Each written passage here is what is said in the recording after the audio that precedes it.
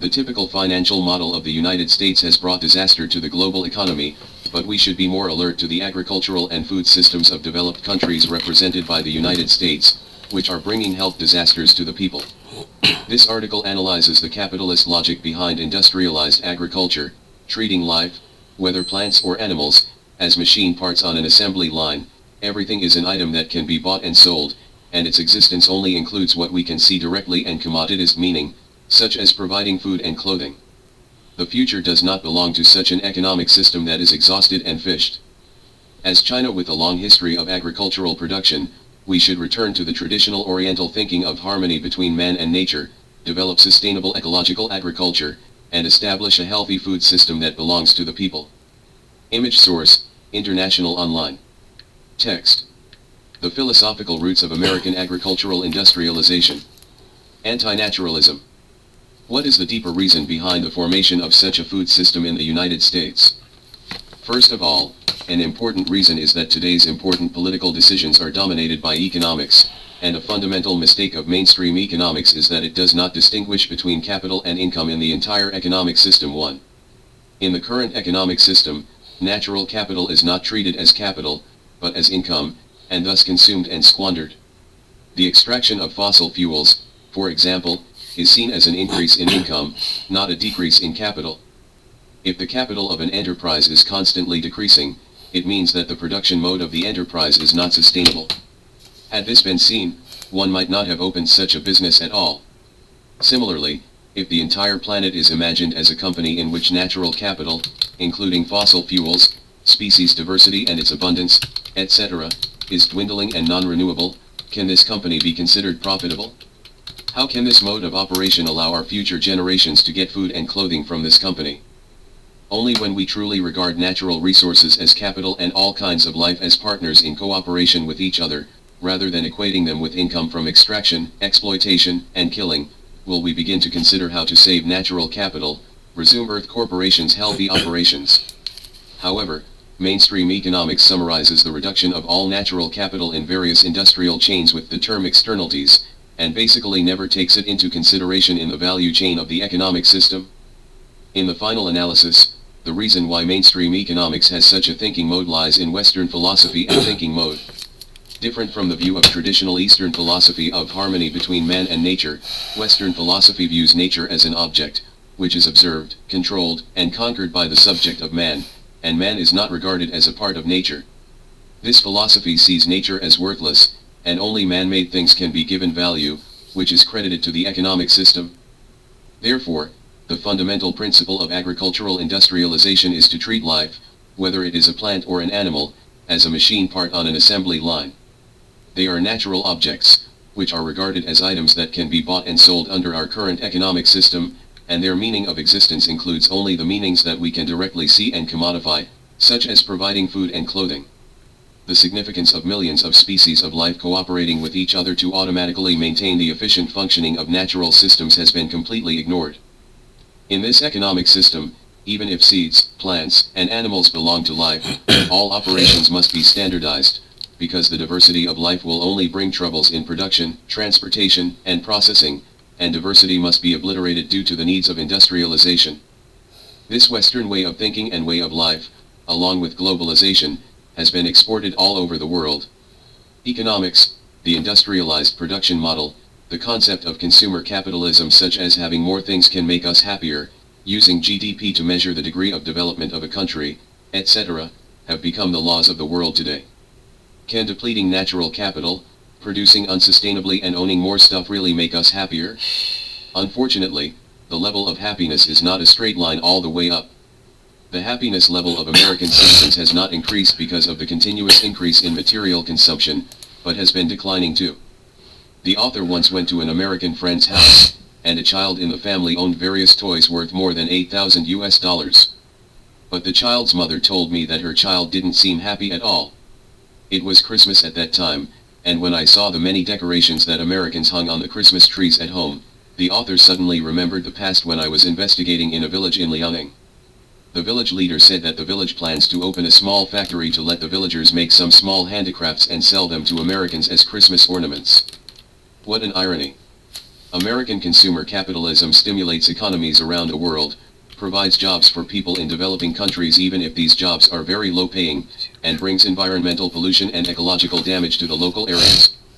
But in the end, the American families at the end of the production chain did not become happy because of more things. The things we produced at a huge cost were quickly thrown into the garbage dump, and at the end of our fate, we had to add heavier pollution to the environment burden. Such consumer capitalism supports the healthy operation of the entire economic system and good-looking GDP figures. However, not only has the level of happiness of the people not improved significantly, but the United States is also accompanied by great spiritual poverty while being materially rich. In his encyclical on climate change and inequality, Pope Francis mentioned three major problems in the world today. One is the inequality between the rich and the poor, and the other is the debt owed by the rich. The ecological debt of the poor, the rich country owes the poor country, and the third is the spiritual poverty of the rich. In the final analysis, these three issues are actually one issue, that is, the current operating mode of the economic system 3. With regard to the spiritual poverty of the rich mentioned by the Pope, after gaining an in-depth understanding of American society, the author believes that it is no less serious than the material poverty of poor countries. Various mental illnesses, rising suicide rates, drug abuse, alcohol abuse, violent crimes, and other real problems are very serious in American society, which has a major relationship with the spiritual poverty of the entire society. The American food system uses industrialized production and operation methods to make money for the layers of the food industry chain, regardless of the quality of food, the cost of the ecological environment, and the nutrition and health of the people. See the previous serial for details. All these logics reflect the Western philosophy and thinking mode, that is, nature is the object, and the object can be recognized by distinguishing and dissecting. Because this kind of thinking lacks the perspective of looking at things as a whole and in connection with Eastern philosophy, the fact that things influence each other and are interdependent is ignored by narrow professional research. Therefore, technologies based only on Western philosophy and thinking patterns often solve problems. A problem creates another problem at the same time, and it can never solve the problem fundamentally. Man follows the earth follows the sky follows the Tao, and the Tao follows nature. The agricultural system is a complete ecological system, and the industrialization of agriculture is farther and farther away from the natural way. This is actually a battle with nature that has no chance of winning. Even if people seem to win in the short term, they are bound to lose in the long run, because natural capital is dwindling and the operations of the Earth Corporation are in jeopardy by ignoring the interdependent connections between people and nature, and between all forms of life. Perhaps we can still be complacent about the increase in food production in recent decades, but if we really want to let future generations have healthy food to eat, the company's actions to save the planet, the spread of sustainable agriculture and food systems, or it must have happened sooner or later in human history. The way out for the American food system. In the United States, it only costs about $1 to buy the cheapest hamburger with 2 beef patties. The price of this dollar includes the production, processing, transportation and labor of food after deducting the profit that the company can obtain from selling the hamburger. All costs. But what is not included in this low food price is the huge environmental cost of each link of food production, the subsidies paid by the government to large industrialized agricultural food companies with taxpayers' tax dollars, and the medical expenses paid by consumers for damaged health. Fee. After seeing the real American food system, we can't help but think, is the ultimate goal of the food system to produce a lot of cheap but low nutrition, unhealthy, and poisonous food to fill everyone's stomach? Is the food industry supposed to be a business under consumer capitalism to make money at the expense of others? If you have to choose between quantity and quality, 1. Large quantities, cheap, low quality, pollution, 2. Abundance, reasonable price, high nutritional value, and ecological restoration, which food system do you want to choose? Seeing the deep-seated problems of the American food system, the author has discussed with sober people in the United States and professionals who are committed to changing the American food system. I think there are only 2 ways to make the American food system healthier.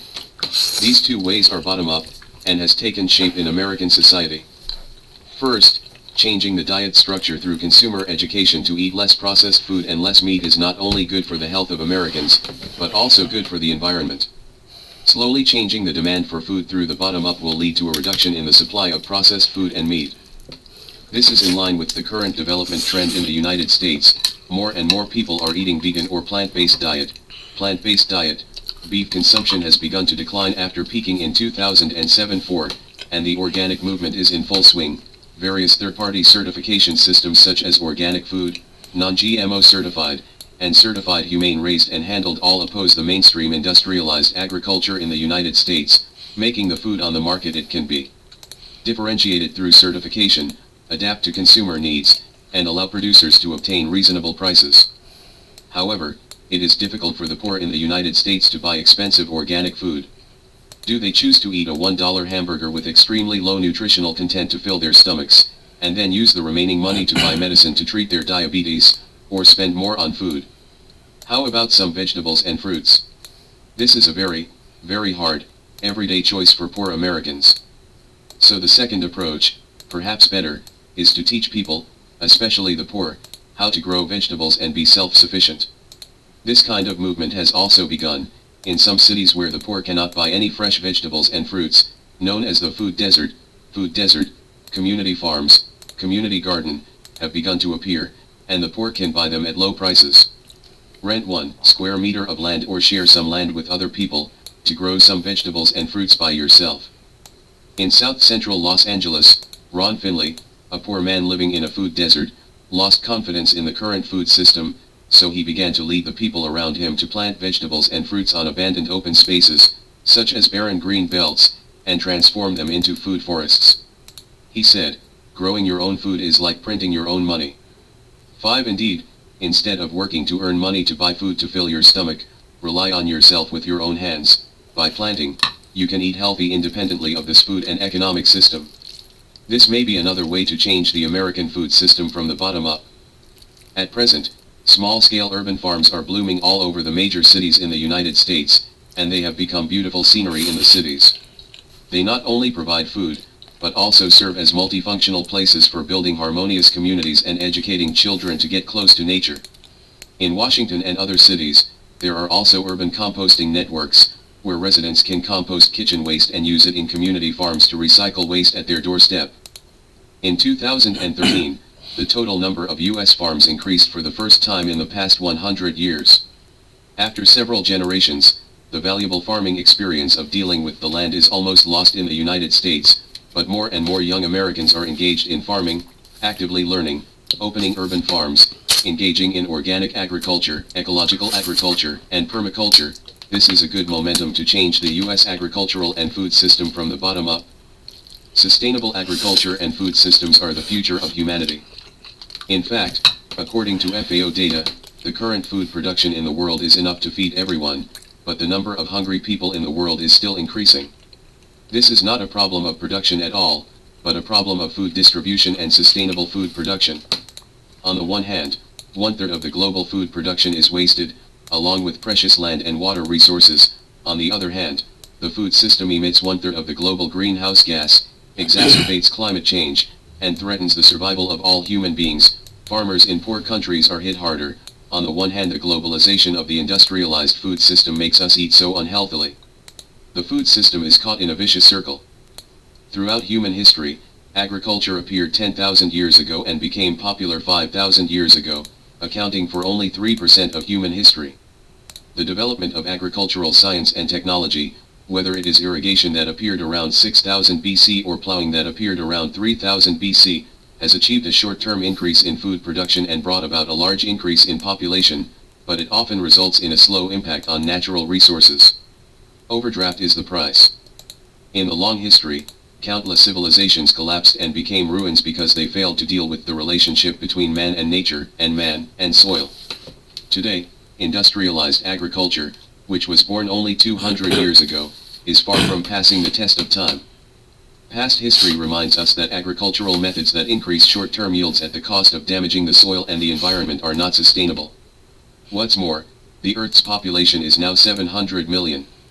Under the prevailing unsustainable production and consumption patterns, resources have long been unable to make ends meet. Right now we have only one Earth to live on. With history as a guide, can we really be complacent about current accomplishments, such as the Green Revolution, the short-term increase in food yields brought about by the industrialization of agriculture, and think that history will always be like this? How does one operate when we objectively look at the planet as a food company that feeds everyone, a company whose natural capital, fossil fuels, biodiversity, clean and healthy water, air, and soil, is dwindling due to the way it is produced? Continue. It is naive to expect to rely solely on technological progress to solve current problems.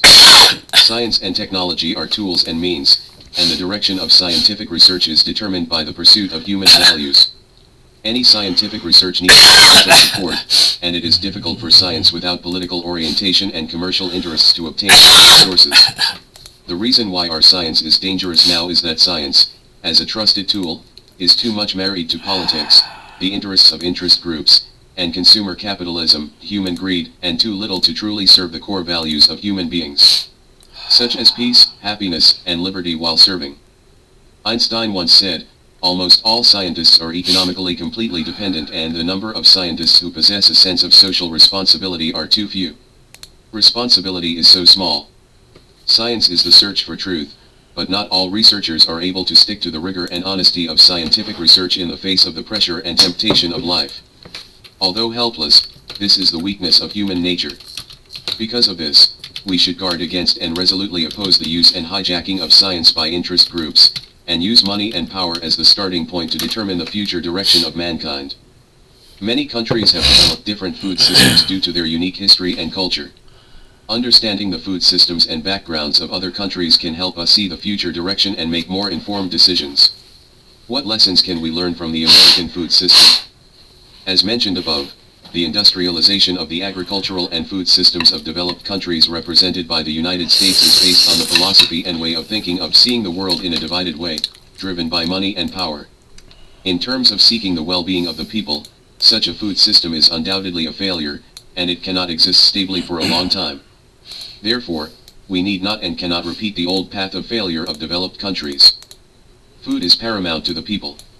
When it comes to food, which involves the most fundamental rights and interests of human beings, the entire food system, from agricultural production, processing, distribution, consumption to recycling, must be carefully decided according to my country's national conditions. We will consider environmental and health issues from a global perspective, ensure food safety by improving food quality, give full play to the strengths of our own culture, and combine proven science and technology to truly benefit the people. We don't need to risk using technologies that are not scientifically recognized. Under the sustainable agricultural system, the root of ecological agriculture, the existing agricultural technology that caters to and leverages the laws of nature has the potential to help us achieve all these goals, so that we and future generations can develop sustainably. Agroecology, permaculture, regenerative grazing that can restore the ecology, and forest agriculture, food forest, forest garden, various sustainable agricultural production methods are emerging. Socially innovative business models such as community-supported agriculture, farmers markets, consumer cooperatives, food hubs, and sustainable shared ecological communities in and around cities have emerged in an attempt to make urbanites more understand the food they eat, re-establish the material and emotional double connection with food and producers, so that food production is not controlled by multinational corporations and a few capitalists. It is no longer a single intensive planting on a large area, but through people it is done in harmony with the soil and the entire agroecological environment. These are non-mainstreams that are gradually heating up in Western developed countries such as France, Germany, and the United States.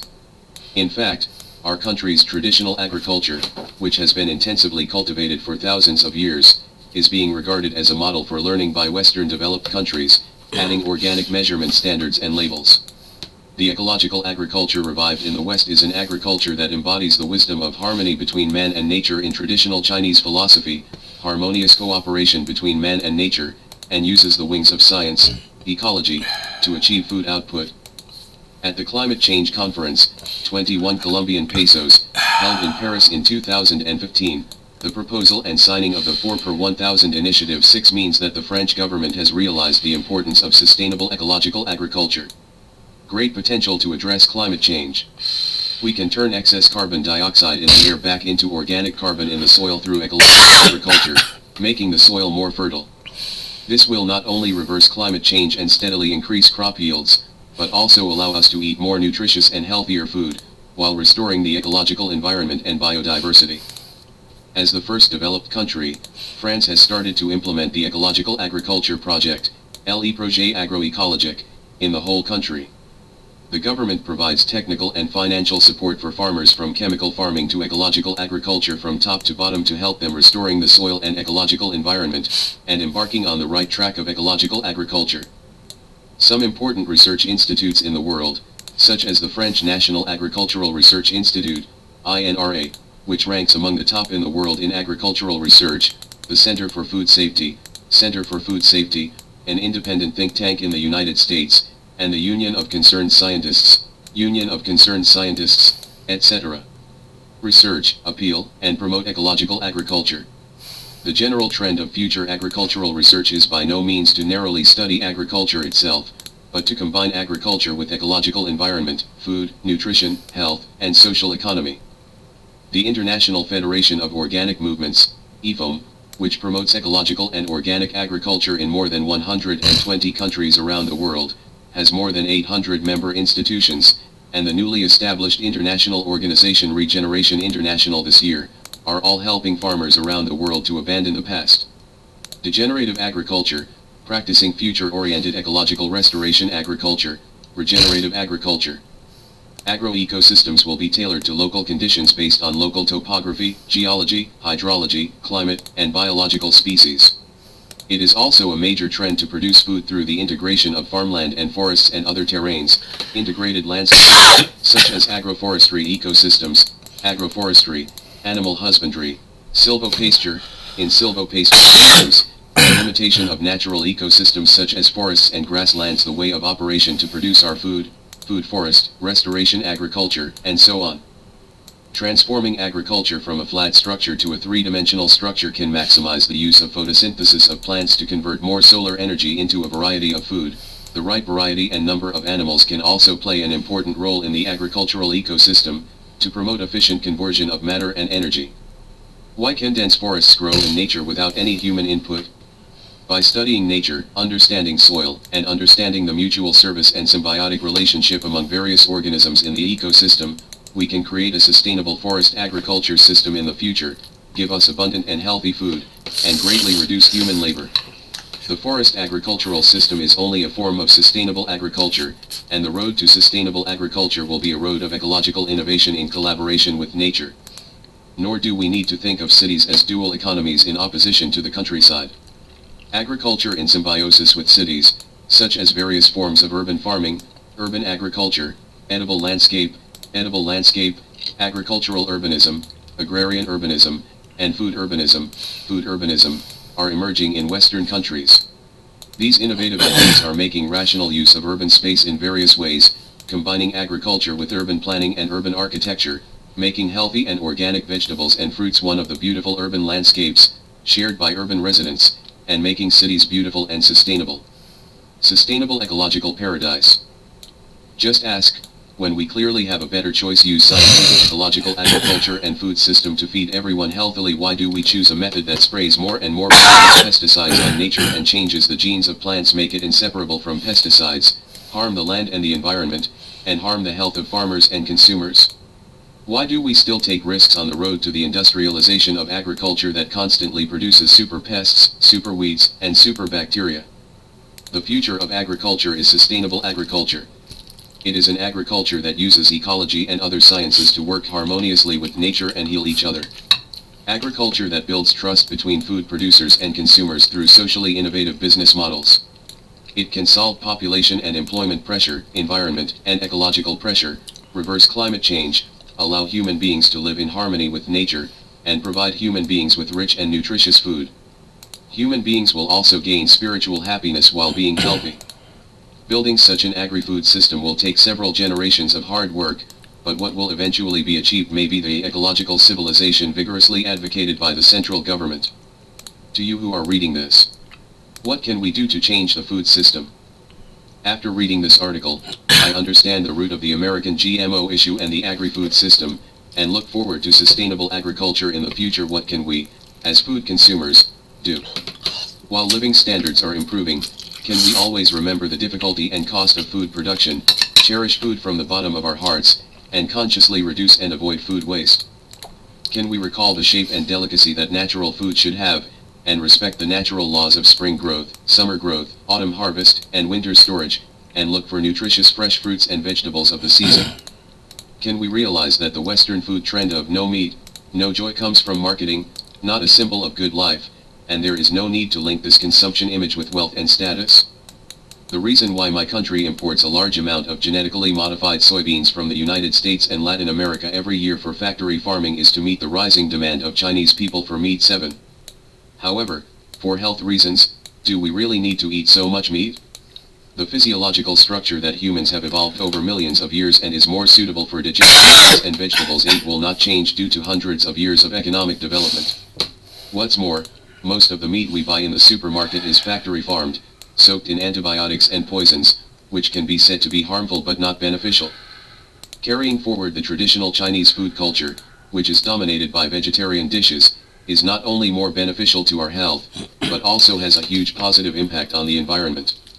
The latest research shows that if the world shifts to a vegetarian-based diet, the mortality rate can be reduced by 6 to 10%, and the greenhouse gas emissions related to the food system can be reduced by 29 to 70%. The economic value generated on the environment is huge. 9. Can we care about where food comes from, buy more nutritious, healthier food produced in a sustainable agricultural production mode, and support sustainable ecological agricultural producers? You know, every penny we spend is a vote for the future of the world. More importantly, can we respect, trust and support the farmers who grow our food, especially the farmers who are under economic pressure and are determined to revive our country's ecological agriculture?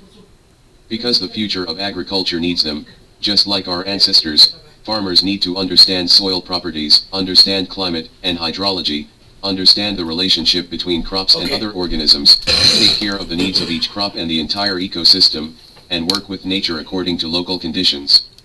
Food for all. It will not be a matter of simply operating machinery to spray pesticides and apply chemical fertilizers. With the assistance of the science and technology of ecological agriculture, farmers will use their wisdom and experience to inherit the country's 5,000-year agricultural civilization and the profound cultural essence of harmony between man and nature. They are the people who should be admired. Finally, the author would like to express my gratitude to the ingenious farmers who will be engaged in ecological agriculture, natural farming, permaculture, ancient planting and other sustainable agriculture in China now and in the future, as well as non-profit organizations serving China's sustainable food system. Pay tribute to the community, social entrepreneurs, scientific researchers of sustainable agriculture in the direction of ecological agriculture, ecological culture communicators, and consumers who actively support sustainable agriculture. Our nation's entire food system can be made more sustainable and healthier, and it will take the combined efforts of people at every node of the food system including farmers, consumers, and building sustainable food networks that connect the 210 social entrepreneurs, organizations, community workers, ecological designers, ecological culture communicators and scientific researchers. Hope that the central and local governments can also contribute to this positive change. Let us work together to achieve a sustainable agriculture and food system in China, for the health of ourselves and future generations, for the environment and the health of all living beings, and let us be an example to the world. Should China follow? Learn the lessons learned from the American genetically modified agriculture and food system, and see clearly the future development of agriculture. The full text serialization is over. Thank you readers who follow the drama.